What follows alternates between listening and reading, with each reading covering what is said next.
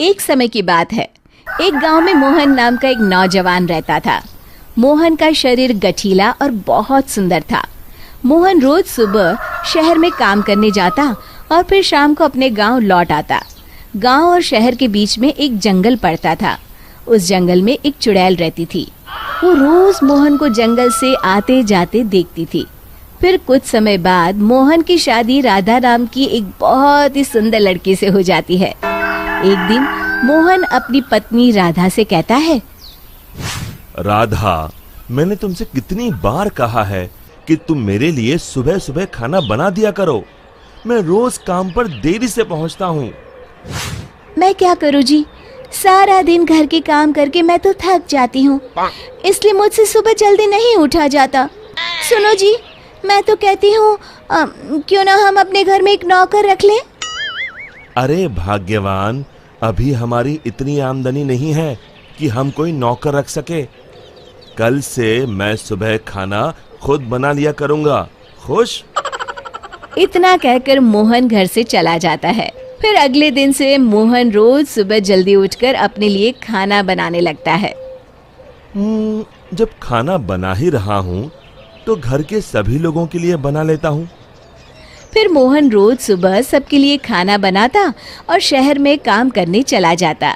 दूसरी तरफ राधा घर में सारा दिन आराम करती और घर के बाकी काम अपनी सास से करवाती। हे भगवान, ये बुढ़ापे में तू मुझसे किस जन्म का बदला ले रहा है, जो ऐसी बहू को मेरे पल्ले बांध दिया है। फिर कुछ दिनों बाद राधा मोहन से नई साड़ी और गहनों की जिद करती है। मोहन उसे समझाने की कोशिश करता है कि वो अभी ये सब खरीदने में असमर्थ है, लेकिन राधा नहीं मानती और राधा के रोज रोज के नखरों से तंग आकर मोहन गुस्से में घर से निकल जाता है। कब वो जंगल में पहुंच जाता है उसे भी पता नहीं चलता।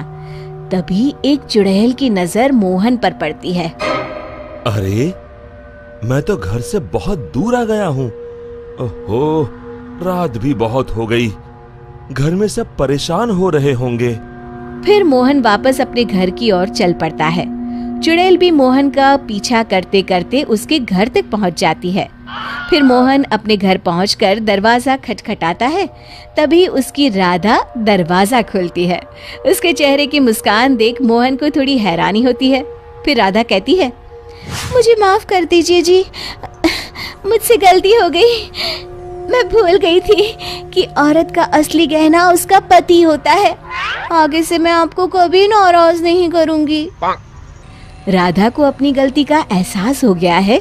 ये देखकर मोहन उसे माफ कर देता है।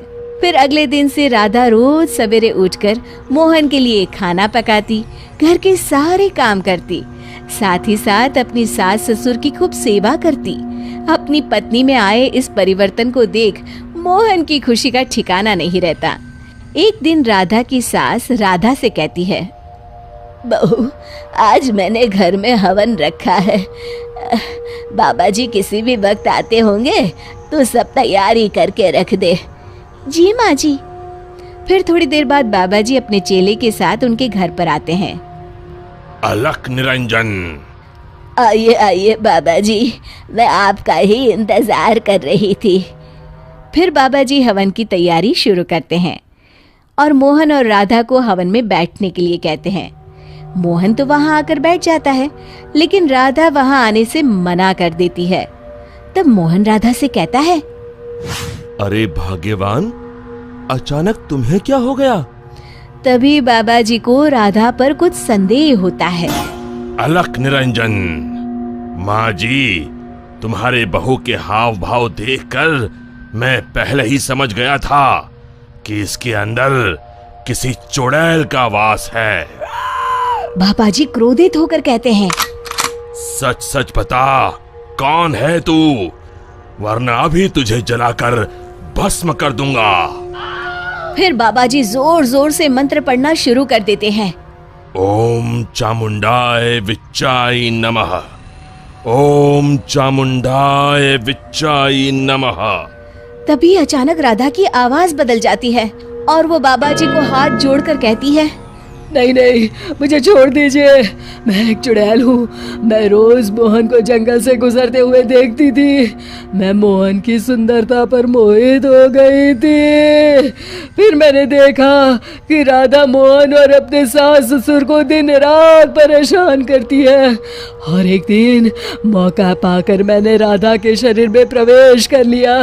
मुझे कुछ मत करना, मैं अभी ये घर छोड़कर चली जाती हूँ। फिर हवा का एक तेज झोंका उस घर से बाहर चला जाता है और राधा बेहोश होकर नीचे गिर जाती है। कुछ समय बाद राधा को होश आता है। सारी असलियत जानने के बाद राधा को अपनी गलती का एहसास हो जाता है। आप लोग मुझे माफ कर दीजिए। मैं आज के बाद आप लोगों को कभी शिकायत का मौका नहीं दूंगी।